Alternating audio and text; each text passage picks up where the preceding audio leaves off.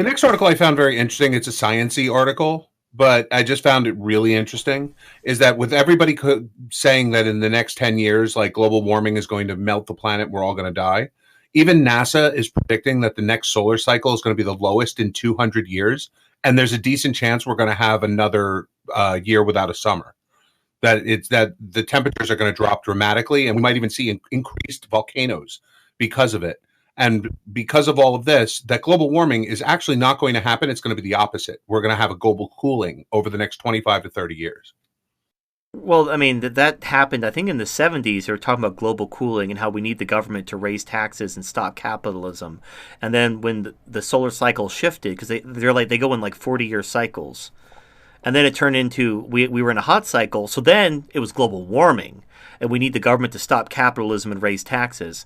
And now we're going to be entering a new cooling cycle. So now we have global cooling. So we need the government to end capitalism and raise taxes.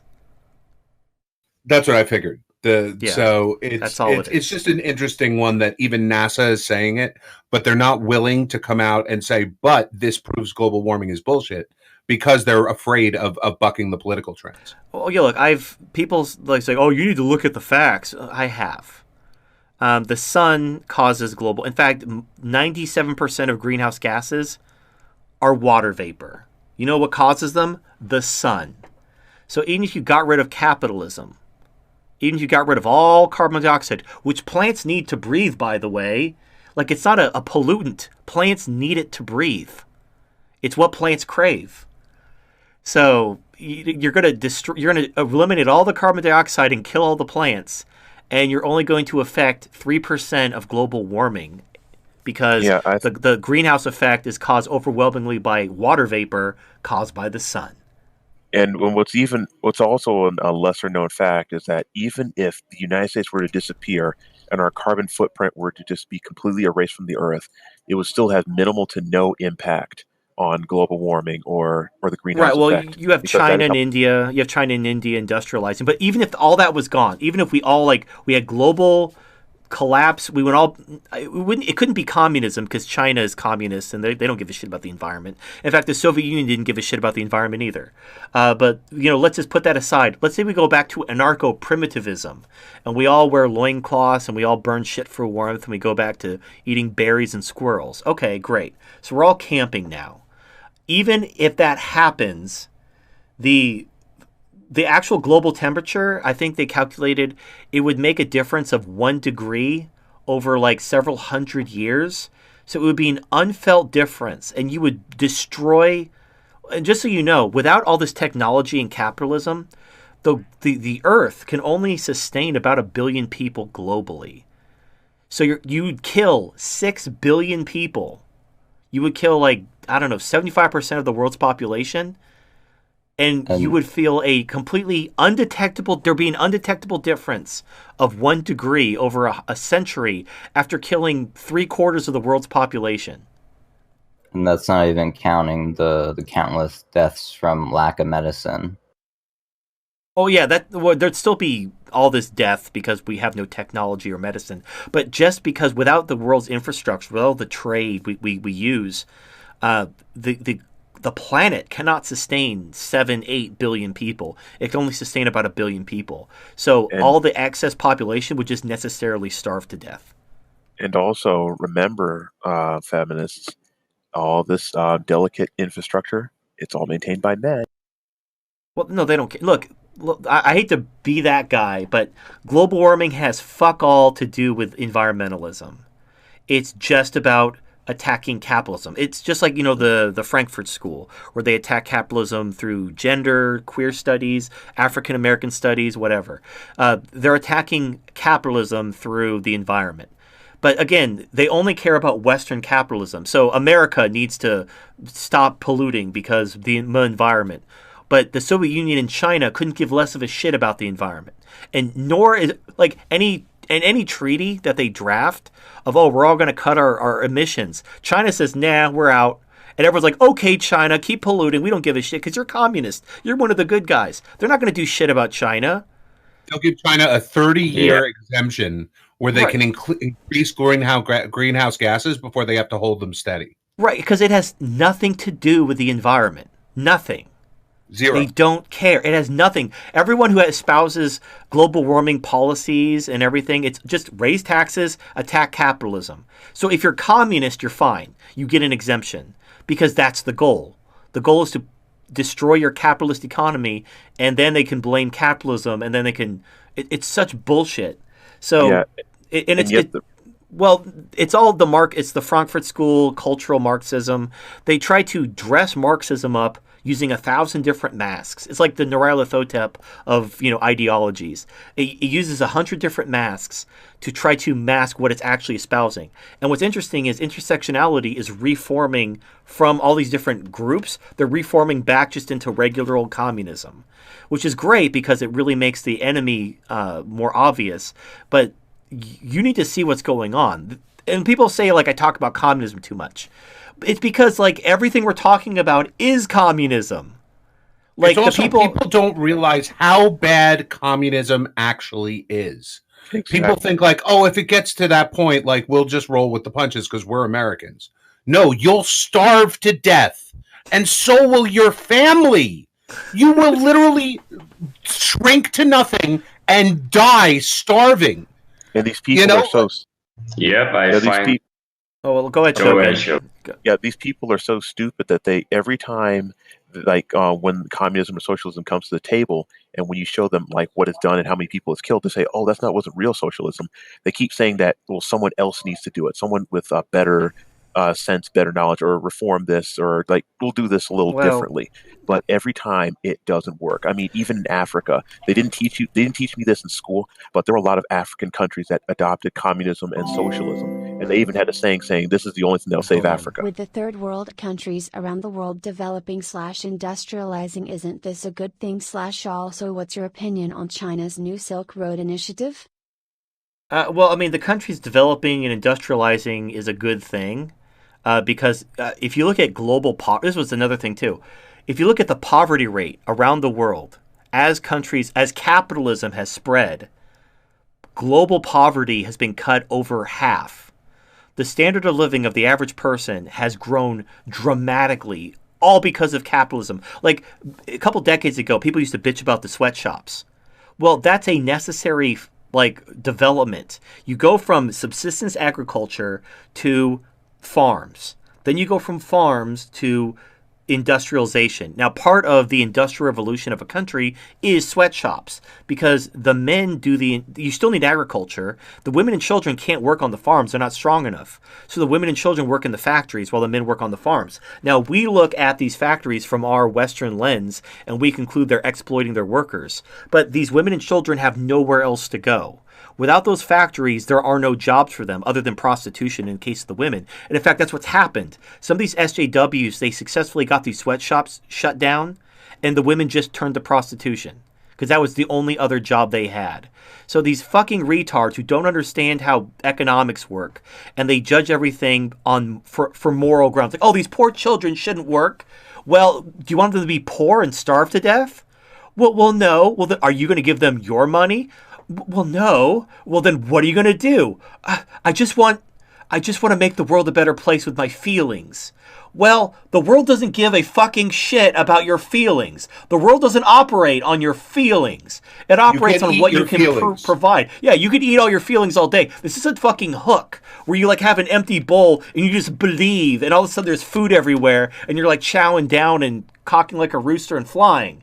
That's not how the real world works. If you don't grow it, there's no fucking food. If you don't have a job, your family starves. And there's not enough welfare. Like, we were talking earlier about all the dipshits in the Democrat primary just promising more free shit. They've already promised more money that exists in the entire world.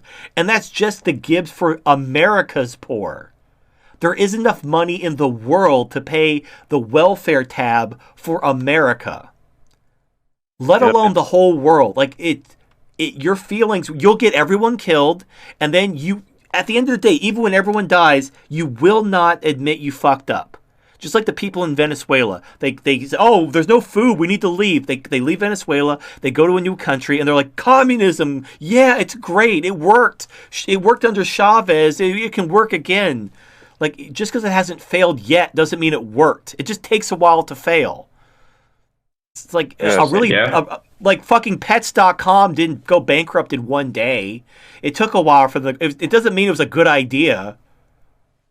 So real quick, someone named Non-Servium writes for $5. Every time someone says that it wasn't real socialism or communism, that someone else could do it better, they mean they could do it better, which is true. They think that they could do it the right way. Well, but they're not going to do anything different. Like, their plan to do it right is exactly the same as every other dictator's plan to do it right. The reason why it doesn't work isn't because the wrong person was in charge. It's because of basic economics. Right. Economics disproves communism, but morally it's the right thing to do, and you don't care whether it works or not. So this is why people talk unironically about throwing you from helicopters. Because if you get your way, you will kill and enslave everyone. You will kill me, my family, everyone I care about, everything. You will destroy everything and everyone. And I have to throw you from a helicopter because I can't let you do that. And this is the point I was trying to make exactly. I mean, not only what you said, TFM, but what the commenter said on Halsey's channel. So, I mean, this has been tried on nearly every continent you can think of, and it has failed every single time. Africa, Europe, North America, South America. It doesn't matter. It always fails. It can work in Antarctica. Yep, you said continent. We said, okay, get all the communists to go try Antarctica on their own. There's nobody there but science. Equality for penguins. I didn't include this article in the article week because I figured we talk about communism enough anyway.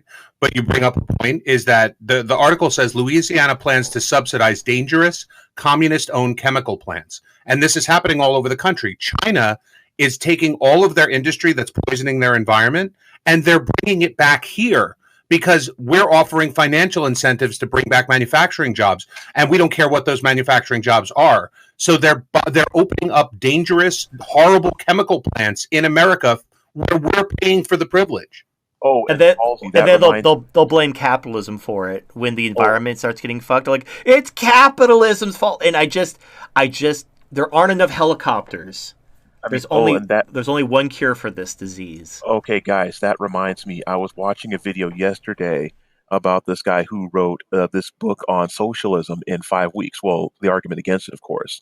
And he actually explained how the leftists love to complain that it's capitalism that's killing the environment and creating all these policies that are ruining the environment, where it's actually socialism and communism actually makes it worse. I mean, well, China's a very good example, which HD can explain in a minute. But Eastern Europe was another good example, like former Yugoslavia. No, it's not a coincidence. They had factories that used to spew all this lead and cadmium dust in the air to the point where if you went outside or even opened the window in your office building at a certain time, the air would kill you. And that's why they couldn't have elevators, because the air would get in through the elevators and it would kill everybody. And that's how bad socialism ruins environmental policies. Well, but it's the right thing to do. Speaking of China, let's move on. Wait, hold on. I just want to add in, I remember back in school, I was pretty big on environmentalism. Part of it because I saw how bad sometimes the pollution can be in China. And then after I got a bit older, I realized the EPA is just a load of crap. All they want is leech off more money and funding. And so I said, screw that. Oh, and one more thing, not just another live example for those who still ignorant about communism. One of my great-grandfather was starved to death in the Gulag, and he had to save his family, he had to completely cut tie with them and put them away into hiding. Otherwise, I wouldn't even be here speaking with you guys right now. Yeah, at that point, it's too late. There is no, we're going to rise up. It's too late. Once the communist government, they disarm you, they take over, you're a slave. It's over. There is. Bernard Chapin here, the YouTube channel The Inferno. 2016, I published a book that was called Man Going His Own Way. Now I have a new one out there called SJW's Attack, and I'm reaching out to the TFM community. It is available on Kindle right now, soon to be in paperback and also on Audible. The first section of the story is a discussion of cultural Marxism, social justice, and also feminism in general. Then there is a story of the way I was waylaid by these individuals and everything that I learned from the experience. Quote, everything a male says nowadays should be uttered in a falsetto tone and one that patiently waits for redirection. Nowadays, a man should craft his perceptions to those of the women he encounters. He is not permitted to possess thoughts of his own. Not to ruin the suspense, but I didn't do that. And I thank Celestino Monkey for this advertisement.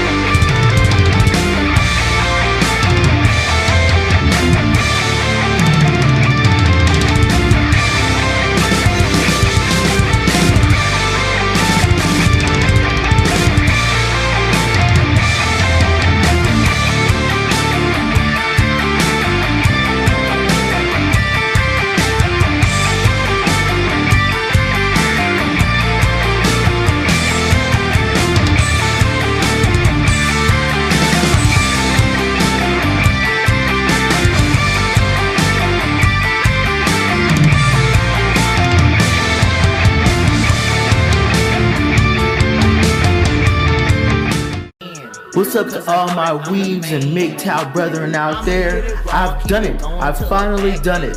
I've created a mixtape that combines rap music, anime, and red pill knowledge together to create anime shonen. It's a great mixtape. Go check it out. Yes, each song is named after some of your favorite anime characters such as Shikamaru, Yusuke, Gohan, and many more.